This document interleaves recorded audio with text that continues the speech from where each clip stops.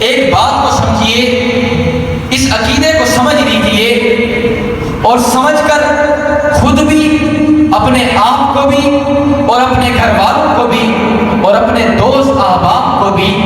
یہ عقیدہ ازبر کرانا ہے، یہ عقیدہ باور کرانا ہے اور دنیا کو بتانا ہے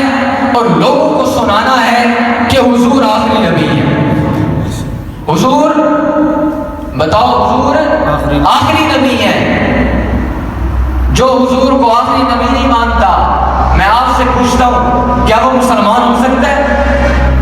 کیا وہ مومن ہو سکتا ہے؟ نہیں ہو سکتا نا۔ کیا وہ ہمارا ہو سکتا ہے؟ ایک شخص کہہ سکتا ہے نا کہ مولانا صاحب آپ شدت میں کیوں آ رہے ہیں، آپ سختی کیوں کر رہے ہیں؟ وہ یہ تو کہہ رہے ہیں نا کہ حضور نبی ہیں، نبی تو مان رہا ہے، صرف یہ نہیں کہہ رہا کہ حضور آخری نبی ہیں۔ بھئی میں نے کہا کہ جواب آتا ہے حضور کو صرف نبی ماننا ضروری نہیں اسلام کے لیے، بلکہ حضور کو آخری نبی ماننا ضروری ہے۔ تو ہو سکتا ہے حضور کا امت ہی نہیں ہو سکتا، حضور آخری نبی ہیں، حضور ختم المرسلین ہیں، خاتم النبیین ہیں، تاجدار انبیاء ہیں، ختم الرسول ہیں۔ آج کوئی شخص کہتا ہے میرے پاس یہ عہدہ ہے، میرے پاس یہ عہدہ ہے، میں وزیر اعظم ہوں، میں ایم پی اے ہوں، میں ایم این اے ہوں، تو ایک عہدے پہ فخر کرتا ہے۔ آج تجھے بتاؤں حضور کو رب کریم نے کتنے عہدے دیے،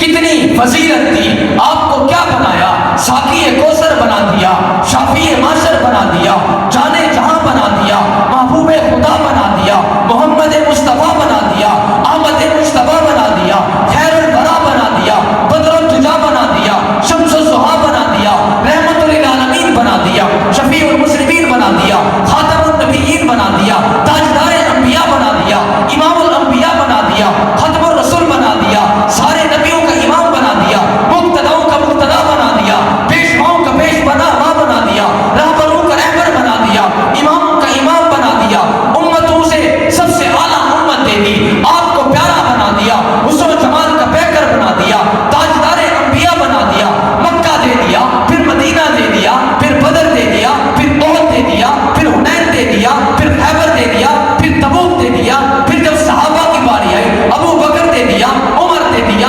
عثمان دے دیا، علی دے دیا، الغرض سارے ہر قوم کے آپ نبی ہیں۔ آپ کو ہم نے امانت دے دی، آپ کو دیانت دے دی، آپ کو صداقت دے دی، آپ کو شرافت دے دی، آپ کو الفت دے دی۔ آپ کو ابو بکر کو پوچھنا چاہتا ہے، عمر کو پوچھنا چاہتا ہے، عثمان کو پوچھنا چاہتا ہے، علی کو پوچھنا چاہتا ہے، قرآن پوچھنا چاہتا ہے، رکوع پوچھنا چاہتا ہے، سیرت پوچھنا چاہتا ہے اور آیاتیں پوچھنا چاہتا ہے، کلمے پوچھنا چاہتا ہے، رکوع پوچھنا چاہتا ہے، پیغمبر کی زندگی کا کون سا حصہ پوچھنا چاہتا ہے، ہجرت پوچھنا چاہتا ہے، غار پوچھنا چاہتا ہے، مزار پوچھنا چاہتا ہے، حضور کا کندھوں پہ اٹھانا پوچھنا چاہتا ہے، صدیق کا لے جانا پوچھنا چاہتا ہے، غار کی صفائی پوچھنا چاہتا ہے، پیغمبر کا سونا پوچھنا چاہتا ہے، دشمنوں کا آنا پوچھنا چاہتا ہے، جو کچھ پوچھنا چاہتا ہے ایک ہی آواز میں تمہیں بتائیں گے اور سنائیں گے۔ اور وہ کون سی ہستیاں ہیں جنہوں نے ان سب چیز کو نوٹ کیا اور دنیا کو بتا دیا پیغمبر کی کوئی چیز ڈھکی چھپی نہیں، پیغمبر کی کوئی چیز رکی ہوئی نہیں ہے، سب کچھ نوٹ کر کے، سب کچھ محفوظ کر کے، اگر ہمیں کسی نے بلکہ دیکھا تھا۔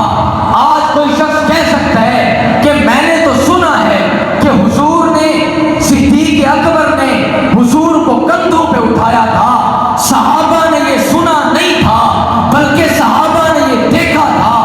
آج کوئی شخص کہہ سکتا ہے کہ حضور صلی اللہ